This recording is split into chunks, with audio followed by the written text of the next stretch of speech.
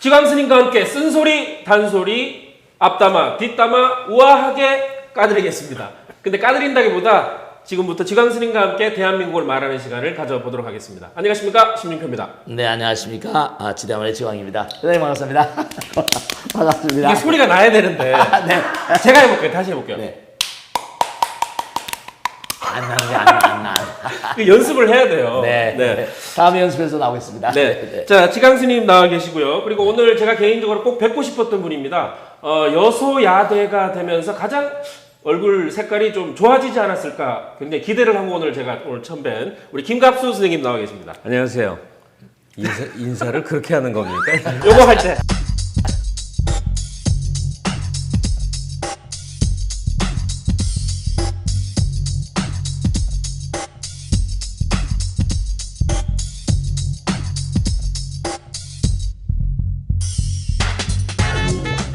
자, 일단 오늘 첫 방송인데 스님 기분이 좀 어떠신가요?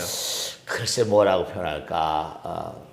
장가가는 분이라고 할까. 이간에 좀 얼리고 떨고 그런 편이네. 자, 그리고 우리 김갑수 스님 나오셨는데요. 스님하고 이렇게 방송 해보신 적이 있으신가요?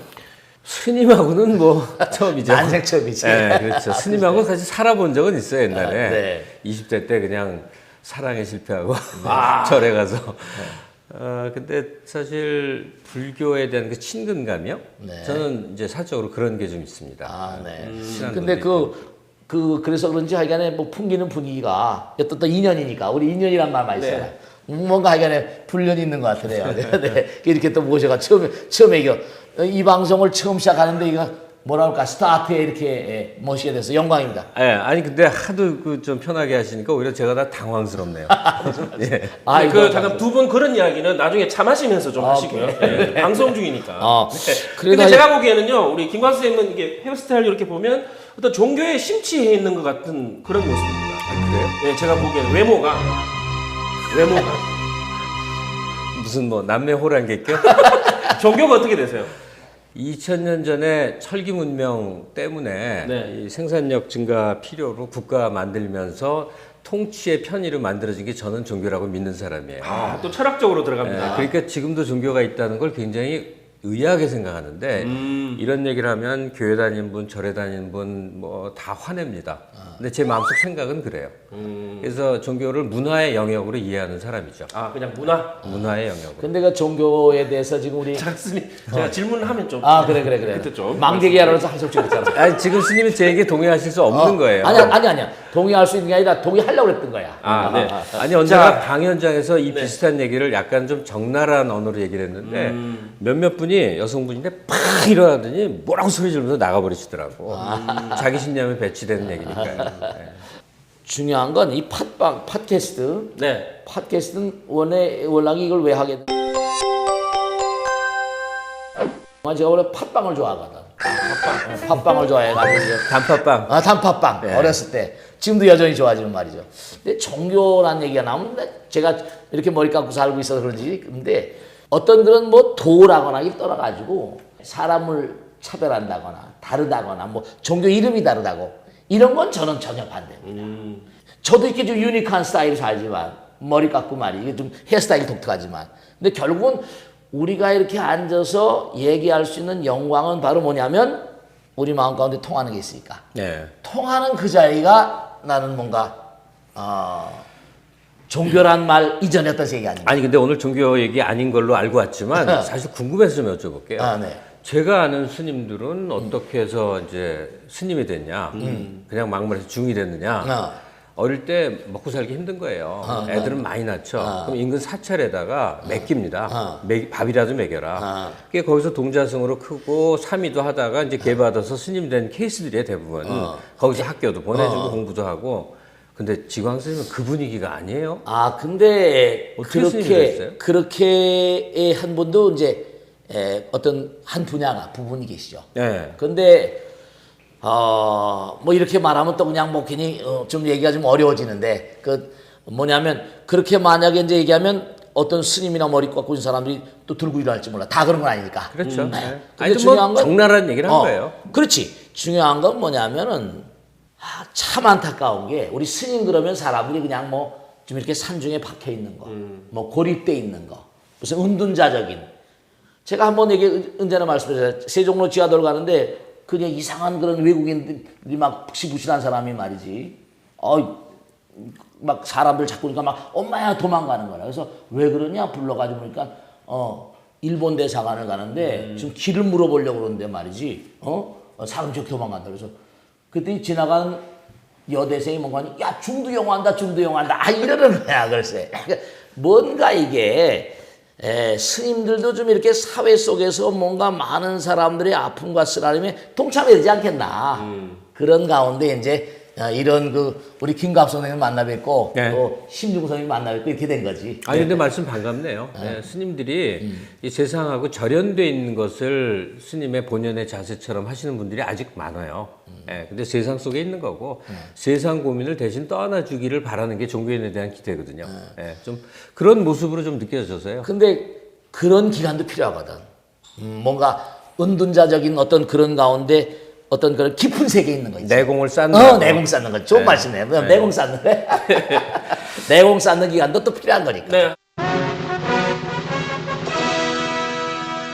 자, 그럼 이제 오늘 본격적으로 주제에 한번 들어가 볼 텐데요. 얼마 전까지만 해도 가장 좀 이슈가 됐던 이세돌과 알파고의 바둑에 대해서 오늘 한번 이야기를 나눠보도록 하겠습니다. 다들 다 보셨죠? 가만 보니까 네. 새로 발전하는 분야는 그 분야의 전문 지식이 제일 재밌어요. 네. 그러니까 인공지능 얘기하려면 그쪽 전문가가 얘기하는 게 좋아요. 그런데 또 다르게는 인공지능이 뭐다 정도의 기본 상식만 가진 상태의 일반인들이 이 문제를 어떻게 생각해야 그렇죠. 되지? 네. 무슨 문제가 있지? 앞으로 어떻게 될 거지? 이 얘기도 꽤 의미가 있겠구나. 그래서 저도 그냥 응한 거예요. 중요한 건 뭐냐면 인공지능이 결국 사람을 위해서 만든 거 아니라. 그렇죠. 사람을 위해서 만드니까 사람이 보편적인 사람이 고민을 해야지. 근데 스님한테는 꼭 이제 들어야 될 게 있는 게 인터넷 세상을 불교에서 쓰는 화엄의 바다라고도 표현을 해요. 그렇지. 무한대 끝이 없는 세계 있지 않습니까? 그러니까 우리가 얘기하는 이 과학기술 문명이 불교적 해석으로 되면 아주 절묘하게 깨달음을 얻는단 말이에요. 그러니까 인공지능 얘기 나가는 대목에 지광 스님의 불교적 견해를 통해서 좀 얻을 바가 많이 있을 것 같아요. 근데 워낙이 이 팟캐스트는 팟빵은 종교 얘기는 좀 그렇잖아. 네. 근데 뭐냐면 결국 우리가 세상을 살아가는 모든 것들이 전부 다 이게 좀 딱딱한 얘기 같은데 쌀 한 톨에도 우주가 들어있다고 그러잖아. 물 한 방울에도. 그러니까 우리가 인공지능이라는 게 새롭게 이렇게 출현해서 가는 거니까 지금 뭔가 좀 이렇게 좀 심각한 어떤 그런 생각들을 많이 하시는데 꼭 그런 게 아니고 새로운 어떤 세계를 열어가는 어떤 그런 하나의 어떤 혁명적인 어떤 사건이랄까 그렇게 좀 받아들이면 어떨까. 그래서 많은 분들이 이세돌 구단이 패배를 했을 때 굉장히 좀 충격을 좀 많이 받으신 분들이 꽤 있었을 것 같아요. 그 히스토리를 보면 사실 놀라운 건 아니에요. 이 바둑 개발한 게 처음이 아니고 그 전에 이제 체스 게임을 먼저 했다는 거예요. 제가 알고 있는 걸 약간 정리를 하면 1989년이네요. 이 IBM이 체스 게임 그 프로그램을 개발했고 96년에 게리 카스파로프. 이 체스 아주 대왕 같은 놈인데 이 친구하고 게리하고 딥블루라는 프로그램이 싸웠어요. 그때 2승 3무 1패. 지금 비슷한 건데 하여간 게이머가 더 이겼어요. 그러니까 이미 이전에 비슷한 일이 있었다는 건 슈퍼컴퓨터에다가 프로그램을 잔뜩 집어넣어서 이 세상에 존재하는 모든 기보 이것을 빨리빨리 돌려서 대응하는 것하고 사람이 이제 대결해서 진 건데 인공지능한테 진 건 아니고 인공지능의 그러니까 바둑의 프로그램을 잔뜩 집어넣은 프로그램에 졌다. 계산기한테 진 거죠. 계산기한테 졌다. 아직은 이렇게 봐야죠. 그래서 카스파로프가 이세돌한테 첫 대국 때 뭐 이렇게 트위터로 글을도 남겼다고 해요. 위로의 동지의식을 느꼈겠죠. 뭐 이세돌에게 위로를 보낸다. 그가 빨리 회복되기를 바라지만 불길한 느낌이다. 이렇게 글도 한번 남겼다고 하네요. 스님 또 퀴즈 대회도 했었다고 해요. IBM에서 퀴즈 제퍼디 유명하잖아요. 미국에서 50년 역사상에 아주 처음으로 인간 챔피언을 꺾었다고 그러죠. 그러니까 이 IBM의 왓슨은 이게 참 인간의 자연으로 된 어떤 물음 같은 거 이런 걸 이해할 수 있고 답하고 하는 그런 어떤 기억력이랄까 공간 지각력이랄까 이런 게 탁월하고 특히 이 체스라는 것의 어떤 그런 그 특징은 뭐냐면 이제 앞으로 IBM의 어떤 왓슨 이런 그런 양식은 좀 다르다. 그 당시에는 연산만을 주로 했었으니까 네, 디지털로. 근데 이제 가면서 이제 NAND라고 해서 이른바 not AND 이른바 우리가 그 디지털만 가지고는 논리가 정리가 안 되는 거라. 그래서 이제 인공지능이 나오게 되고 인공지능이 폭넓게 이제 이렇게 알파고까지 오게 된 거지. 네. 그러면 퀴즈쇼도 그렇고 또 이미 체스에서도 인공지능이 한번 인간과의 대결을 했었는데 네. 이번 바둑 같은 경우는 특별히 더 이렇게 세간의 관심을 좀 많이 받는 이유가 뭘까요? 우선 하여간에 이 체스는 이른바 수가 좀 간단한 편이거든요. 그러니까 이제 바둑 같은 거는 여기 보면 19줄 냈잖아요. 360일인데 이게 보면 그 언론에 나온 거면 12만 9,960까지라고 하고 10에 한 110제곱이니까 이게 거의 무한에 가까운 수죠. 그러니까 그런데 이제 문제는 다른 게 아니라 이세돌 선수 우리 인간이 가지고 있는 어떤 두뇌 어떤 시스템을 보면 이게 과거엔 디지털로 하던 게 망이 달라요. 신경망이 1단계, 2단계, 3단계 사람은 15단계까지라고 15층까지 됐는데 딥러닝은 48단계니까 우선 여러 가지로 방비가 안 된 상황에서 알파고에게 속수무책으로 질 수밖에 없으니까 수를 다 보여주고 한 거니까 그리고 너무 몰랐던 거지. 그리고 또 하나는 인간이라는 것이 근본적으로 문제가 번뇌가 많은 거거든. 생각을 하다 놓는데 저 친구들은 뭔가 아니 완전히 그냥 전혀 무표정하고 네. 이런 측면이 있었던 거지. 그런데 지금서부터는 조금 어려워지는 것 같아요. 그러니까 무지하게 고급 계산기가 컴퓨터는 아니란 말이에요. 지금 우리가 얘기하는 AI라는 게 그러니까 알파고 갖고 우리가 어떤 생각을 하냐면 그럼 기본을 잔뜩 넣어서 계산 기능을 빨리 한 슈퍼컴퓨터라고 이해를 하는데 그 정도면 그렇게 전 세계적인 관심이 될 수가 없어요. 네. 당장 이 알파고 이 얘기도 뭐에서 출발하냐면 이게 이제 저도 자료 보고 안 건데 딥 러닝이라고 하는 거. 딥 러닝. 인간의 뇌에 가까워졌다는 거죠. 인간의 뇌라는 거는 사물을 보고 인지한 다음에 기계적으로 반영하는 게 아니라 복잡한 심리적 또 뭐 전후 맥락적 뭐 이런 다차원적 사고를 하는데 이세돌이하고 붙은 그 알파고는 거기에 상당히 성능이 가까워졌다는 거죠. 가령 이세돌이가 수를 딱 던졌으면 거기에 반응한 알파고는 즉각 대응이 아니라 딥 러닝을 해요. 저놈이 저렇게 했으니까 다음 수는 뭘 생각해서 날 이렇게 끌고 가는 거지라는 생각을 다 해요. 인간의 뇌에 가까워졌다는 거죠. 이 딥 러닝이라고 하면 본격적인 AI, 즉 그 Artificial Intelligence죠. 정말 인공의 지능. 정말 거기에 가까워진 거 아니야 해서 사람들이 무지하게 놀라게 된 거예요. 이 기술의 진보 상태에 대해서. 근데 이제 컴퓨터가 감정을 이제 넣어서 생각도 하게 되고 사람의 수를 더 내다보고 연산이 아니라 딥 러닝을 한다. 근데 사실 그 스탁이죠. 주식에서 컴퓨터가 실제로 모의 투자를 했는데 훨씬 더 좋은 결과를 수익을 많이 냈다. 혹시 그런 기사 보셨어요? 네. 우선 그 딥러닝이라는 얘기가 참 굉장히 횡행한데 이 원리가 근본적으로 우리가 공부를 하는 과정을 보면 우선 수학 공부를 예를 들면 제1단계에서 뭐냐면 공식을 우리가 알아야 되잖아. 네. 정리 같은 거. 그 공식을 알면은 공식을 우선 알파고의 경우에 한 16만 건 정도의 뭐 여러 개 바둑의 어떤 그런 기본 공식이 있잖아. 그 공식을 집어넣어주고 그 다음에 이제 어떻게 되는 거 아니? 3천만 가지의 문제를 이제 집어넣어준 거야. 3천만 가지 문제를 적중률 50% 60%의 승률을 가지고 이겼다는 거지. 그 다음에 어떻게 거 아니? 그러니까 공리를 한 다음에 많이 풀어봐야 되는 거라. 많이 풀어봐야 되는데 이 많이 풀어 3천만 판을 둔 다음에 매일같이 3만 판씩 알파고 1, 알파고 2에서 연습을 많이 시킨 거라. 공리를 바탕으로 연습을 많이 해야 되거든. 연습이 대가를 만드는 거니까. 그럼 많은 연습을 하다 보면 이제 어차피 이건 좀 불교적인 얘기를 한번 해야 되는데 그건 뭐냐면 연습을 잠깐만 하다 보면 통찰지가 생기거든. 결국 인공지능 이 알파고를 왜 우리가 두려워하고 무서운 거 아니? 계속 하다 보면 감 잡는 거지. 우리가 오랜 세월 많이 연습을 하다 보면 감이 생기잖아. 감이라는 건 영감이거든. intuition, inspiration 이런 말 말하면 영감이 생기니까 계속 하다 보면 그 다음에 뭐냐면 우리가 보면 아 이거 같아 찍으면 틀리지. 근데 통찰력인 사람들은 예를 들어서 이거야 찍으면 뛰어오르거든. 한순간에 영원을 뛰어오르기도 한순간에 나랑 떠지는 거. 이 통찰력이거든.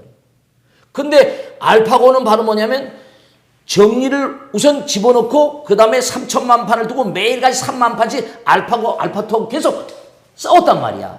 그럼 많은 그런 경험 가운데 그리고 계속 뭔가 하다 보니까 뭔가 경험이 쌓이잖아. 그 오래된 경험이 몸과 마음 가운데 세포 가운데 이게 새겨지게 되면 그 다음에 추론의 영역, 영감의 영역이 생기거든. 그러니까 컴퓨터가 영감을 한다. 그치. 그러니까 에이, 그건 말이 안 되죠. 추론의 세계. 그러니까 그 결정값에 대한 데이터지. 그래서 지금 두려워하는 거야. 전 옆에서 조용히 지켜봤는데 선언에서 뭐 하실 때 설법하실 때 그렇게 하죠. 지금. 딱 이게 강세 줬고 줄였다가 딱 이거 나오는 거 완전히 설법이에요. 그러니까 배우려고 그래. 제가 한번 정리를 해볼게요. 지금 이세돌이는 바둑 두다가 지칠 수도 있고 마누라 생각도 나고 하기 싫을 수도 있고 신나면 더더기도 하고 이제 이게 사람인데 기계는 안 그렇단 말이에요. 그런데 기계가 고도화되고 또 고도화되면 바로 인간이 느끼는 감정의 영역까지도 그 안에 아주 어떤 형식으로든 집어넣어서 그렇게 반응하게 되면 그럼 인간이랑 똑같은 거죠. 더구나 감각을 엄청나게 많이 감정을 집어넣을 수 있게 되잖아요. 그러면 사람보다도 더 사람이 될지도 몰라요. 만약에 기계에다가 열심히 감정을 집어넣었더니 기계는 즉 이 인공지능 로봇은 훨씬 더 인간적이고 인간은 기계보다 더 냉혹하고 이런 세상이 올지도 모른다 이런 생각이 들었어요. 스님, 네. 1억 내 기분, 1억 내 기분 뭐 하시겠습니까? 기분 나쁜 1억, 기분 좋은 땡원. 1억은 가질 수는 있는데 1억을 가지는 순간 기분이 정말 더러워요. 더럽고. 근데 1억을 포기하면 나는 아주 평안을 얻을 수 있어요. 자, 뭐 다 하시겠습니까? 버리지. 네? 다 버려. 둘 다요? 둘 중에 무조건 하나 하셔야 됩니다. 치사한 1억보다 우선 제가 다른 거보다 감정을 앞으로 이 알파고 같은 이런 존재들이 깊이 들어가다 보면 갖게 될 수 있다. 그러니까 얘기하다 그런 보니까 감정을 집어넣는다는 게 얼마나 어려운가를 새삼 생각한 거예요. 이걸 이 복잡한 심리의 회로를 그렇죠. 컴퓨터에 심는다 그러면 진짜 무지막지할 거예요. 그래서 인간과 닮은 이제 로봇 시대가 왔다 이렇게 이야기를 합니다. 네. 그래서 이 로봇다운 로봇, 우리가 이제 SF 영화라든지 이런 것들을 보면서 그 시대가 현실로 지금 오고 있는 게 아닌가 그런 생각이 들거든요. 우리가 그 어렸을 때 마징가제트? 네, 맞습니다. 태권브이 철인 28호. 철인 28호. 요즘은 아이언맨. 그러니까 지금 이게 원래 로봇들한 말이 지금 인공지능 얘기하지만 아주 어렸을 때부터 있었던 거거든. 그러니까 지금 우리가 인공지능을 얘기하고 있지만은 그게 이미 만화로 영화로 많이 나왔었다는 건 그게 뭐냐면 우리의 경험점 밑에 뭔가 있었던 거야. 근데 인공지능은 이제 거기서부터 많이 나간다는 그치. 건데 뭐 창의력이라든지 하여튼 인간의 여러 요소가 있는 건데 실은 지금 로봇 시대인 게 맞아요. 네. 예컨대 집에 냉장고, 그렇죠. 무슨 뭐 텔레비전, 뭐 핸드폰 뭐 별거 다 있잖아요. 전자제품들. 그거를 조립공들이 납땜으로 안 한다니까. 네, 기계로 다. 기계로 푹 이게 다 로봇이죠. 그러니까 우리가 사는 일상생활, 자동차 타고 와도 자동차 안에서 이루어지는 거의 상당 부분은 로봇가 이렇게 틱틱틱 하는 거니까 실제 우리는 로봇 세상을 살고 있는 건 맞죠. AI가 이제 그 다음 단계인 거고. 네, 로봇 같은 그런 제품들을 보면서 우리가 꼭 생각해야 될 게 이제 보도에도 많이 나오는 약인공지능, 강인공지능 네, 강인. 이런 얘기거든요. 네. 근데 약인공지능 같은 것이 지금 우리가 이제 무슨 뭐 번역기라거나 아까 말한 주식 뭐 이렇게 여러 가지 지금 구글 같은 데서 뭐냐면 어떤 제품을 만들려고 하는 거 아니 토스트도 굽고 설거지도 하고 빵도 무슨 프라이도 해주고 이런 걸 분야로 다 나눠가지고 하나로 묶어서 가정주부들에게 편안한 어떤 그걸 만들. 그건 약인공지능 되는 거라. 근데 이제 이 약인공지능을 계속 하다 보면 어떻게 되는 거 아니? 이제 그 엄청난 시장을 갖게 되지. 계속 약인공지능이 자가 발전식으로 하거든. 학습을 해. 우리 계속 하다 보면 뭐가 나오는 거니까. 약인공지능이 계속 나가다 보면 이 강인공지능이 되면 그땐 자아를 갖게 된다거나 감정이 생긴다거나 이래버리면 큰 문제가 된다고 지금 뭐 일론 머스크라거나 이런 사람 계속 얘기하는 거지. 그래서 요즘 새롭게 나오는 사물 인터넷 중에서 아 이건 참 생겨서 참 편하다. 혹시 그런 경험하신 게 있나요? 아니 그게 편리하고 좋은지는 모르겠는데 지금 제 작업실에 냉장고가 막 형편없어요. 오래 써갖고. 근데 그래서 냉장고를 이제 바꾸려고 그래. 아직 안 했는데 그래서 몇 번 들여다봤거든요. 네. 그러니까 되게 한 100만 원 돈을 해요. 이 뭐 몇 리터 이렇게 하잖아요. 네. 근데 900 몇십만 원짜리가 있다? 용량은 똑같은데? 같은 900 회사고. 몇십만 원짜리. 예, 보통이 110만 원, 140만 원 뭐 이렇더라고요. 예. 며칠 전에 또 본 거예요. 근데 980 몇만 원짜리가 있어요. 근데 봐도 뭐가 다른지 모르겠어요. 용량이 뭐 10배면 이해를 하는데 똑같아 크기가. 보니까 전부 스마트 기능이 있다는 거예요. 그래서 밖에서 삑 누르면 문도 열리고 문도 닫히고 뭐 모두 삑 내려간대. 아, 나 그거에 9배 돈 못 쓰겠더라고. 아직 결정은 못 했는데 뭐든지 대세가 그 소위 지금 말씀하신 네. 사물 뭐 인터넷? 뭐라 그러니까 스마트 기능이 있느냐 없느냐에 따라서 확 달라지는 모양이더라고요. 그 스님도 그런 체험 사물 인터넷, 인터넷 그 IoT라고 그러는데 네, IoT. 네. 이 IoT가 지금 우리의 삶에 굉장히 깊숙이 들어오고 있다고. 그리고 우리 집안에 뭐 내가 지금 들어가니까 불 켜놔 그러면 이제 누르면 집에 불 켜지고 IoT 기능이거든. 네. 그래서 이제 모든 것이 이제 전부 다 그렇게 해서 센서로 가게 되면 문제는 뭐냐면 이런 것들이 계속해서 사람이 편안해지면 그 다음엔 어떻게 될까? 그 다음엔 인간이 다 진화해서 퇴화되고 손가락 하나만 남아. 인간의 손이 이렇게 돼, 이렇게. 네. 이것만. 그 시간들을 이제 우리가 어떻게 활용할 것인가 하는 그런 것도 많이 생각을 해야 되겠지. 일단 남자들은 여색을 많이 밝히겠죠. 분산되는 게 훨씬 줄어드니까.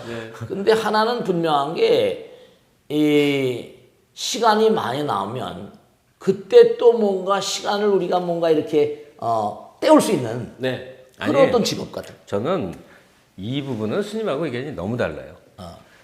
시간이 훨씬 없어지죠. 여러 가지 기능으로 인간이 편해지면 편해질수록 시간이 없어지죠. 아주 단순하게 생각해봐요. 우리가 어렸을 때 한 30년 전에 살던 삶의 방식하고 지금하고 어때요? 한 개인이 얼마나 바쁘죠? 훨씬 편리하기 위해서 세탁기를 만들고 냉장고를 만들고 생활에 온갖 긁지 않은 컴퓨터로 두들겨서 치는데 한 개인이 하는 일은 어마어마하게 많아져서 이제는 오후에 만나 이런 약속 해봤어요? 아니요. 이따가 저녁에 봐 해봤어요? 몇 시 이제 몇 분까지 정해요? 4시 40분 해볼까? 이렇게 약속을 해요. 그러니까 개인이 하는 일이 많아지는 거는 그게 다 부가가치니까 이제 먹는 것도 더 많아지고 옷도 많아지고 집도 편해졌는데 그거의 대가로 하는 일이 너무 많아. 이게 사람이 살 일인가 싶게 하루가 일과 생 저도 아주 미치겠는 날이 많아요. 그러니까 지금 말한 대로 스마트 기능이 계속 고도화되잖아요. 편한 것을 위해서 훨씬 더 바빠질 거라니까. 그건 틀림없어요. 아무리 편해지더라도 궁극적으로 나는 내가 있어야지만 가능한 일들이기 때문에 그죠? 제가 10개가 되는 건 아니고 제가 스스로 제 대신 뭔가를 하는 그것밖에 없으니까. 근데 결국은 아, 좋은 말씀인 것 같아요. 결국은 뭐냐 하면은 이 사회가 점점 발전해 가서 뭐 IoT라거나 뭐 이런 여러 가지 인공지능이 나오게 되면 결국은 뭐냐면 정보의 양이 많아지잖아. 여러 가지로. 우리가 해야 될 양들. 네. 근데 그거예요. 여러 가지 해야 될 양들이 많은데 결국은 뭐냐면 앞으로 이 우리가 살아가는 시대는 다른 것보다 노동을 안 하니까 노동에 대한 즐거움이랄까? 네. 그런 노동을 안 하니까 그런 노동에 대한 어떤 즐거움을 갖다가 오히려 내가 나를 노동을 시켰는데 돈을 이제 일자리가 없는 게 아니라 일 시켰는데 돈을 내고서 가서 네. 아, 돈을 주고. 돈을 주고 일한 노동은 노동 내면 즐거움이 있는 거거든. 근데 아, 난 이런 건 좀 생겼으면 좋겠다 하는 거 혹시 있으신가요? 개인적으로 이런 로봇가 하나 있으면 나에게는 참 좋겠다. 네. 시위를 대신해준 로봇. 아, 시위 물러가라 하는 거 대신 로봇가 뭐 이렇게 뭐 물 뿌리고 뭐 물대포 쏘고 해도 로봇은 괜찮잖아요. 그렇죠. 그죠? 그 시위를 많이 한 나라가 선진국이에요. 네, 그건 그렇죠. 네, 시위가 없는 나라가 후진국이에요. 그건 역사상 변치 않습니다. 그리고 그 시위를 많이 성공한 나라가 선진국이에요. 그러니까 말만 하는 로봇 말씀하시는 거예요? 아니면 공격도 할 수 있는 로봇 얘기하는 거예요? 뭐 아시면서. 공격도 할 수 있는 걸로. 근데 저거 아니 방어자가 되고 싶어. 네. 뭐가 싹 바뀌어서 이 세상 지금 우리가 얘기하는 게 일상생활이 있고 뭐 정권, 국가, 시스템이 그 자꾸 우리가 분리하고 있잖아요. 네. 근데 사실은 그게 다 결합된 상태 아니에요. 근데 지금 알파고를 얘기하고 있는데 우리는 왜 이렇게 동남아 저개발 국가 같은 국가 시스템으로 돌아가지? 우리는 왜 경찰을 미워하는 세상을 살고 있지? 경찰이 우리를 막는 대상으로 생각하는 왜 이런 나라가 됐지? 뭐 이런 생각을 하면 지금 이 AI 얘기가 되게 허무한 느낌이 든단 말이에요. 그러니까 뭐 필요하십니까? 했더니 만약에 그냥 머릿속 그림으로, 그냥 드림으로 가능하다면 지금의 이 낡은 껍데기 있죠? 네. 이걸 현대 문명사에 맞게 특히 정치권 이렇게 막 쪼개고 트고 비틀어서 이렇게 실제 크기에 맞게 한국의 지적 수준이나 경제 수준에 맞게 이렇게 빵 헐크가 왜 빵 커지잖아요. 그랬으면 좋겠어요. 그러니까 프랑스 파리의 시민이나 런던의 시민쯤으로 성숙해 있는 사람들을 옛날 그 냉전시대 있잖아요. 옛날 뭐 이렇게 그런 안에 지금 가둬놓고 있거든요. 그러니까 이렇게 삐쭉삐쭉 입었는데 이걸 찢어갖고 빵 해서 우리 크기에 맞는 세상을 만드는 이제 로봇 하나 만들었으면 좋겠네요. 우선 하여간에 지금 인공지능 얘기를 하고 있는데 여러 가지 그 문명의 길 계속 우리가 얘기하고 있는 중에 제가 이제 한번 컴퓨터가 이렇게 망가졌는데 혹은 또 뭐가 망가지면 불러와야 되잖아 또 그지? 네. 그러면 기계가 많고 여러 가지가 많으면 부르고 멈추고 이런 것도 보통 문제가 아니거든요. 그럼요. 그러니까 그걸로 인한 앞으로 시간. 기계가 발달하고 인공지능이 발달하고 만일에 집에서 토스트 해주고 프라이 해주는 그런 비서 로봇가 왔다 하더라도 또 망가지면 또 불러오고 불편하게 짜증이고 오히려 기계가 많아지니까 그런 짜증나고 감정이 상하는 그런 일들도 엄청 많아질 거라고. 그러니까 그런 마음을 뭔가 다스리기 위해서 나는 뭐냐면 아까 로봇가 어떤 로봇을 표현했잖아. 네. 마음 가운데 뭐 마음을 좀 다스릴 수 있는 로봇 같은 거. 예를 들어서 너무 추상적인데요?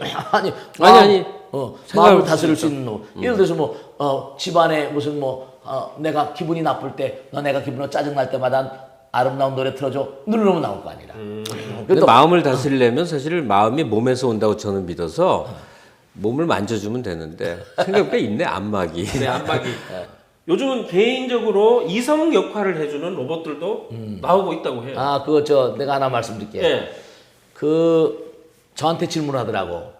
똑같은 질문인데 네. 스님 만약에 뭐 이렇게 이성으로 뭐 이렇게 해서 뭐 할 수 있는 로봇가 나오면 스님 사시겠습니까? 그래서 그거 어떻게 대답을 해야 돼? 그 섹스 돌. 그렇지. 섹스 그게 돌, 뭐냐면 섹스 로봇. 그게 트루 컴패전이라고 그걸 내가 찾아봤더니 네. 이미 남자 여자 로봇가 만들어져 있어. 그리고 우리가 보면 얼굴 표정 같은 것도 말 같은 거 교성도 지르고 해가지고 하나에 한 뭐 900만 원, 800만 원 간다는데 남자는 로키야. 로키. 여자는 록시. 록시. 그래가지고 이름 좋다. 록시. 헤이 록시. 아니, 근데 우리 스님 대단하시다. 그거 즐기고 계시는 거 아니에요? 아니 중요한 건 내가 왜 그걸 알아봤는 거 나도 못 아니? 즐겨. 스님 한 10대 사실 수도 있잖아요. 근데 방에다 만일에 갖다 놓으면 그걸 신도들이 수도 없이 있는데 어떻게 가겠어? 아니, 열심히 하는 신도들 한 대씩 주면 되잖아요. 아니 오늘 마치고 스님 방 헛간 뒤져보자. 어디 숨겨 놓으셨을 텐데. 로키와 록시를 하는데 그게 문제는 사람이 만나가지고 이렇게 만나는 거하고 또 뭔가 감정의 교류라거나 이런 것들이 전혀 뉘앙스가 다를 거라고. 아니, 근데도 혼자 산 사람 장가 못 든 사람이 이렇게 많다고 그러잖아. 네. 그러면 그게 앞으로 수용 가능성이 있는 거지. 아니 뭐 사소한 얘기지만 사람은 싫고 섹스는 필요한 사람들은 기계가 더 좋죠. 그렇죠. 배- 사람은 싫고. 가령 여자를 만나면 늘 주눅이 들거나 외모에 귀찮잖아요. 자신이 없거나 또는 귀찮거나 네. 돈 쓰기가 아깝거나 여러 요인으로 그러니까 이성을 못 만나. 그런데 자기가 필요한 기능은 다 해주고 내가 시키는 대로 다 해주는데 그 배출라스 돌이라고 그러거든요. 그러니까 독신자의 인형이지. 그걸 고도화시킨 게 두 아마 분 굉장히 좀 잘하시네요, 그쪽으로. 근데 그런 것들이 난 왜냐면 그거 쓰기에는 아니. 여자가 많았다.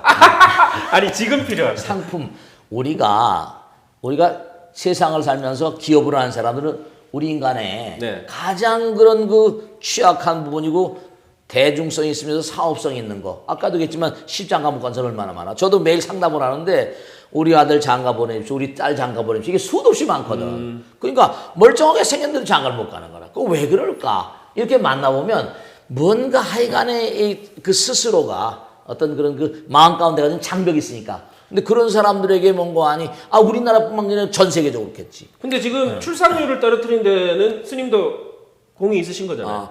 그게 참 문제지. 근데 우리가 하나 꼭 생각해야 될 게 뭐냐면 의사 선생님한테 내가 갔다. 병원에 갔는데 뭘 다 이렇게 점검을 해보는 MRI 찍고 뭐도 찍고 찍는단 말이에요. 그래도 결국은 그런 다음에 결국 의사 선생님이 전부 다 자료를 놓고 당신 어떻습니다 하는데 이게 오진의 가능성이 너무 많은 거야. 오진의 가능성이 많고 심지어 뭐 어떤 데이터에 보니까 의사가 오진하는 게 30, 뭐 70%, 80%라 그러잖아. 근데 뭐 IBM 왓슨 같은 건 뭐냐면 굉장히 90%, 높더라고요. 90% 이상의 적중률을 가지고 있다니까. 96%. 네. 그러니까 이제 앞으로 이런 그런 점점 발달하면 그래서 이제 걱정하는 것이 뭐냐면 많은 직업군들이 사라질 것이 아닌가. 무슨 지금 애널리스트 같은 것도 얘기를 들어보면 무슨 왓슨 같은 거 보니까 계속 왓슨으로 하다 보니까 어떻게 되는 거 아니? 무슨 이익이 애널리스트가 하니까 3%가밖에 안 나는데 왓슨은 5% 이상 나는 게 계속 지속적으로 하니까 막 그렇겠다는 거. 뭐 등등해서 뭐 제프 베조스 아마존에서도 뭐냐면 로봇들을 좀 이렇게 사서 쓰다 보니까 너무 좋으니까 로봇도 회사를 통째로 사들여가지고 로봇들 7만 대를 막 각 회사에다가 놓으니까 월급도 안 주지 뭐도 안 주지 너무 좋더라는 거예요. 그러니까 그렇게 되다 보면 점점 인간이 가지고 있는 어떤 그런 생활을 해야만 되는 어떤 직업의 문제라거나 그 직업에 뭔가 없어짐으로 해서 오는 정신적인 문제, 가정의 파괴 많은 문제가 있어요. 지금 기존 직업에 많은 게 없어지겠죠. 의료 얘기하셨는데 정말 그런 것 같아요. 제 처가 바로 이제 내과 의사인데 제가 맨날 무슨 이상한 증상, 알러지나 비슷한 뭐가 많거든요. 그래서 막 이 증상이 나와요. 그러면 무슨 약을 줘요. 이제 그 뭐지? 왜 생각이 안 나나? 많이 쓰는 건데 하여튼 그거예요.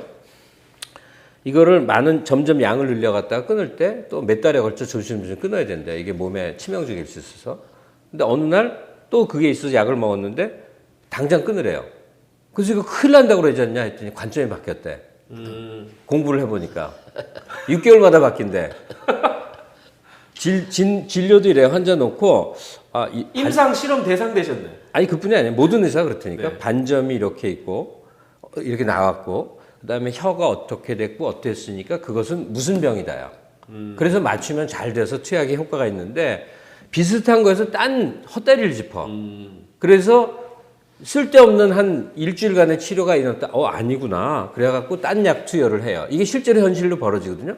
그러니까 돌팔이가 그런 게 아니라 모든 의사가 그렇죠. 그래요. 네. 그러면 주관적으로 보니까 보기 때문에.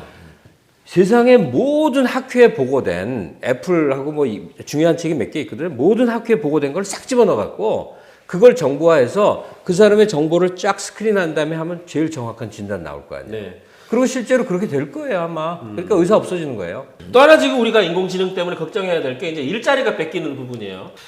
그래서 자동화 대체 확률이 높은 직업 상위 30개를 일단 보면 30개 중에 1등부터 10등까지 말씀을 드리면 콘크리트 공이 1등이고요. 그 다음에 정육원, 도축원, 고무 및 플라스틱 제품 조립원, 청원 경찰, 그리고 조세 행정 사무원, 물품 이동 장비 조작원, 뭐 격리 사무원, 세탁 관련 택배원, 환경 미화원이 자동화 대체가 가장 되기 좋은 직업군에 들어가 있고요. 왜 도축원이 거기 있나? 네, 여기 조사로는 그렇게 돼 있어요. 소 잡고 돼지 잡는 거? 그러니까 소를 넣으면 자동으로 계속 이것만 하는 거죠. 이것만 이렇게 기계가. 네. 자, 그다음에 대체 확률이 낮은 직업 중에 1등부터 10등이 화가 및 조각가. 그다음에 사진 작가, 사진사, 그다음에 뭐 작가 관련 뭐 전문가, 그다음에 지휘자, 작곡가, 연주가. 그다음에 애니메이터 및 만화가, 무용가, 안무가, 가수, 성악가, 메이크업 아티스트, 그다음에 공예원, 뭐 예능 강사 이렇게 나와 있네요. 자, 다행히 두 분 직업은 여기 없네요. 네. 그래서 그 두 분은 인공지능과의 밥그릇 싸우면서 제가 볼 때 현재 이기고 계신 것 같은데 스님 안심하실 수 있으세요? 아니 뭐 중인데 내가 무슨 뭐 중을 뭐 누가 머리 감고 들을 거야. 인공지능이 머리 혹시 압니까? 또 그 로봇 머리 싹 밀어가지고 이렇게 딱 들을 수 있지. 로봇이라도 그래도 내가 로봇보다 더 잘생겼잖아. 그러니까 뭔가 밥그릇 걱정보다 이 중은 우선 말이지. 네. 중은 우선 버리고 살잖아. 버리고 비운다. 다만 이제 네. 밥그릇 싸움에 안심할 수 없는 사람들은 어떤 사람이냐. 앞으로 뭔가 하니 좀 이렇게 창의적인 어떤 이데아를 갖지 않는 컴퓨터, 이 인공지능이 못하는 게 아이디에이션이거든. 아이디어를 낼 수 있는 새로운 어떤 이 인공지능 시대가 왔으니까 새로운 어떤 시대를 가는 그런 그 마음 자세를 갖춰야 된다. 그런 생각을 하거든. 아, 네. 근데 제가 이걸 보면서 좀 걱정되는 게 자동화 대체 확률이 높은 직업군들이 보면 대부분이 좀 저소득층의 노동을 해야 되는 그런 일들이에요. 근데 이게 만약에 이렇게 대체가 됐을 경우에 지금 그 직업군을 가지고 있는 분들은 참 삶이 어떻게 될까 하는 걱정도 좀 되긴 됩니다. 아니 그러니까 자본주의가 폐기돼야 된다니까요. 자본주의 실험을 우리가 이제 자본주의가 폐기가 돼야 된다고요? 그럼요. 자본주의가 이윤 극대화 아니에요. 네. 그러니까 뭐든지 더 많은 이익을 내는 게 자본주의가 문명적으로 갖고 있는 아주 핵심인데 지금 생각해보세요. AI가 이제 막 발달했어. 그럼 정보 격차가 떨어져 갖고 뒤처지는 사람들이 있어. 이 사람들은 열심히 직업 교육 시키고 열심히 더 배워서 너도 따라가라 하겠어요? 택도 없는 소리야. 그러니까 그냥 우리가 갖고 있는 현행 경제 체제에서는 있죠. 잘 그거 아는 놈들이 왕이에요. 더 많이 벌어요. 근데 벌 수 있는 정도가 너무 많아진 거예요. 근데 그 수가 한 30% 정도만 하면 돼요. 나머지 70%는 실업자가 돼. 그럼 어떡하죠? 30%가 70%를 매겨 살려야 되는 거죠. 즉 생산된 부를 어떻게 분배하느냐. 돈을 버는 일이 아닌 돈을 쓰거나 네트워킹 하는 데 투자되는 것이 훨씬 더 많은 사회. 옛날 사회주의 때도 그런 모델을 해봤는데 이 사회주의는 효율성이 너무 떨어져갖고 망해버렸단 말이에요. 근데 지금은 정보가 엄청나게 많아져서 지식 정보가 많아져서 생산은 오히려 과잉이야. 그러니까 사람이 먹고 살고 집 짓고 하는 일들이 많은데 그걸 다 못 붙으니까 거기에 종사해서 자기 정보를 갖고 뭐 우월하게 뭐 모두 하는 사람들이 이 국민 중에 이제는 국민도 없어져야 될까요? 막 국가 단위가 없어질 것 같은데 하여튼 그런 체제에서 전혀 일하지 않고 다른 데 기여하는 사람들 또는 오래 사는 사람들을 위해서 돈을 쓰는 게 한 사회나 국가가 돌아가는 기본 원리처럼 되는 때가 와야 된다고요. 근데 그거는 어쩔 수가 없는 게 중요한 게 사람들을 봐도 참 안타까운 건데 그러니까 이 점에 우리가 생각해야 돼. 주인 정신 있는 인간이 있는가 하면 그렇죠. 종으로 끌려가면서 그냥 그렇게 그냥 살아가는 인간들이 있거든. 창의적인 인간과 그렇지 못한 인간들의 차이지. 그러니까 능력 있는 인간들은 그 어려운 사람들을 포용할 수 있는 그게 어느 시대나 있었거든. 그러니까 직업군이 뭐 이렇게 여러 가지 어려운 사람이 온다 하더라도 지금 문제는 뭐냐면 돈 있는 사람들, 예를 들어서 무슨 뭐 재벌이라거나 많이 있는 사람들이 자기만 가지고 여러 가지 문제를 많이 일으키니까. 그러니까 정말로 뭔가 시원하게 내가 한번 젊은이들에서 뭘 한번 해보겠다 이렇게 쾅쾅 내놓는 사람이 있다면 자기 아들 딸한테 뭐 상속을 하거나 뭘 하고 이런 것보다 밑조식 할 바에야 맛있게 하면 그냥 온 국민이 박수를. 그러니까 있는 사람 능력 어차피 우열은 이 우주에 있을 게 마련이거든. 네. 지금 직업이 뭔가 사라진 것도 너무 많을 거라. 그렇지만 그것이 그러니까 뭐냐면 이제 이른바 주인 정신을 가진 자들에 의해서 뭔가 포용력과 관용력을 발휘해야 되는데 그게 좀 아쉬운 점이죠. 근데 이제 그런 쪽으로 좀 더 노력을 하고 하면 또 새로운 것들이 그러니까 또 생길 수 이제 있다. 중요한 건 네. 요번에 투표를 너무 잘한 거야. 네. 투표를 뭔가 투표를 표출되고 민심이 표출되면 어쩔 수 없는 거지. 네. 근데 사실 저라도 제가 회사 사장이면요. 이게 매일 늦게 올까봐 걱정하고 또 뭐 점심시간인데 시간 어기고 또 아프다고 안 오고 월차 못 쓰는데 월차 쓰고 이런 사람보다 데모 안에 뭐 휴가 때 떡값 안 줘도 돼. 그냥 딱 정한 시간에 정확하게 일을 해내는 뭐 인공지능 로봇을 채용을 할 것 같아요. 제가 사장이면. 스님 생각 어떠세요? 만약에 사찰에 선원에 청소하고 모든 걸 인공 로봇이 다 하는 거예요. 스님이 피곤해서 주무실 때 아침에 로봇가 알아서 목탁 치고 있어요. 밖에서 들리게. 어때요? 당연하지. 네. 당연히 사장들은 돈 있는 사람들은 사람은 고장이 많이 나잖아. 당장 아프고 불편하고. 네. 그러니까 로봇들은 무슨 병원에 가, 뭐 수리 좀 해주면 되는 거고, 또 무슨 월급을 줘, 뭘 줘. 그러니까 지금 대표적인 게 제프 베조스라 아마존. 아마존의 제프 베조스는 7만 대의 로봇들을 지금 쓰고 있어. 그리고 이걸 위해서 자기가 로봇 회사를 몇 개나 샀어. 돈이 많으니까. 그러니까 너무 좋다라는 거야. 너무 좋더라는 거야. 너무 인건비가 많이 절약이 되고 하니까. 그러니까 문제는 뭐냐? 그러면 이제 법을 만들어야 돼. 너 좋아. 그러면 많은 직장을 관두겠으면 로봇 세일을 물려야 돼. 로봇 세일을. 세금. 돈 버는 것 가운데 일부는 어려운 사람을 위해서 세금을 막대하게 걷어야 돼. 막대하게. 로봇을 쓰는 사람은 월급보다도 한 3배씩. 그렇지. 이렇게. 또 하나 아주 심각한 문제가 있는데 로봇가 사고를 낼 수가 있거든. 그렇죠. 무인 자동차 사고 낼 수 있거든. 그건 뭐냐? 아주 중요한 게 로봇가 사고 내면 우리가 개인은 개인이니까 인격 있잖아. 법인의 회사 무슨 인격, 회사가 무슨 뭐 움직이면 법인격을 주거든. 그러니까 지금 뭔가 로봇가 사고를 했어. 주인이 내가 안 했다. 이렇게 나오면 어떨 거겠어? 여러 가지 문제가 파생되거든.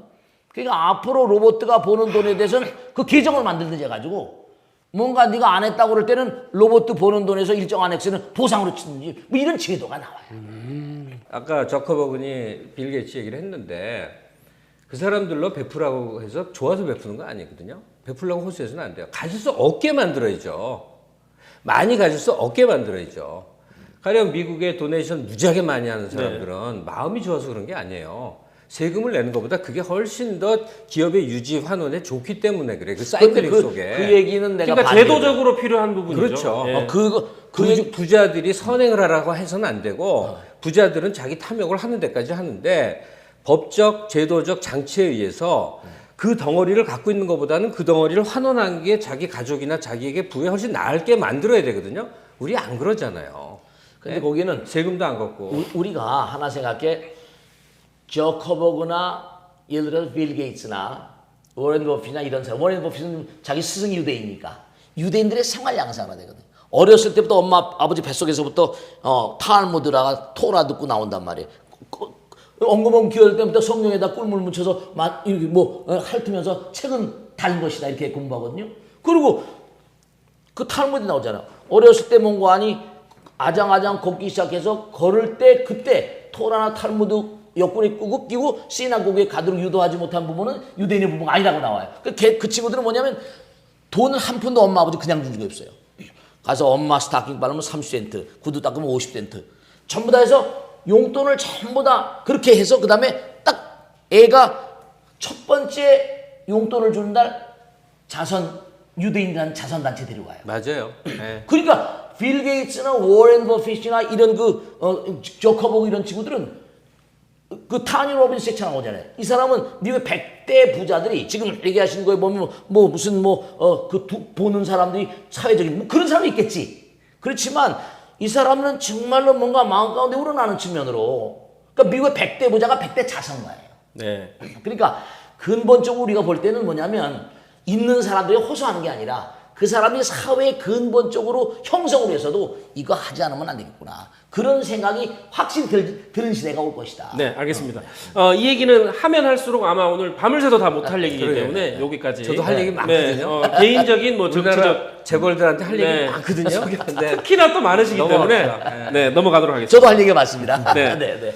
아무튼 밝은 세상이 됐으면 좋겠습니다. 지 돈인 줄 알아. 네. 그 자기 돈 아니거든요. 그렇지, 당연하지. 자기 돈 아니죠. 제가 하나 그 돈에 얘기하면 스님 좀 넘어가겠습니다. 아니, 한마디. 넘어가겠습니다. 한마디, 이제 좀. 한마디.